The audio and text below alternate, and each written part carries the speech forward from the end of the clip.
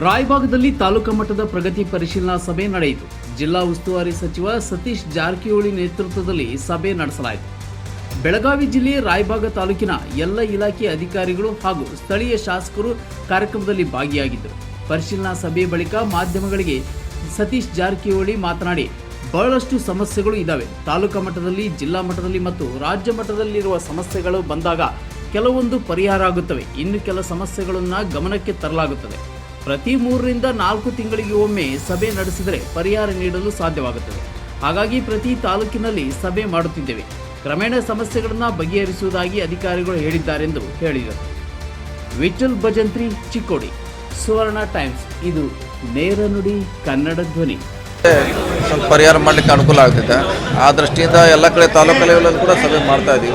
ಇವತ್ತು 2ನೇ ಬಾರಿ ಸಭೆ ಮಾಡ್ತಾ ಇದ್ದೀವಿ.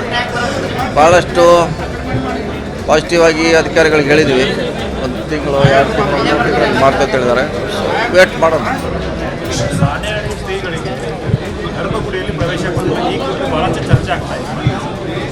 ಆಗ್ತದೆ. ನಮ್ಮಲ್ಲಿ ಇನ್ನೂ ಆ ವ್ಯವಸ್ಥೆ ಇದೆ. ಅದ್ರ ವಿರುದ್ಧ ಹೋರಾಟ ಆಗಬೇಕು, ಅದ್ರ ವಿರುದ್ಧ ಜಾಗೃತಿ ಆಗಬೇಕು. ನಾವೆಲ್ಲ ಮನುಷ್ಯರನ್ನು ಭಾವನೆ ಬರಬೇಕು. ಆ ನಿಟ್ಟಿನಲ್ಲಿ ಎಲ್ಲರೂ ಕೂಡ ಒಂದೇ ವೇದಿಕೆಯಲ್ಲಿ ಚರ್ಚೆ ಪ್ರಾರಂಭ ಆಗಬೇಕು.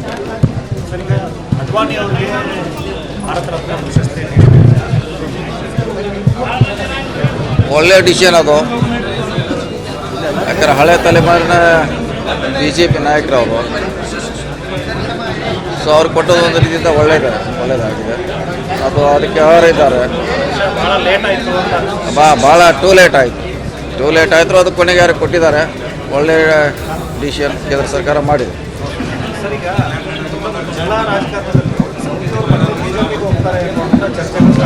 ಓಕೆ,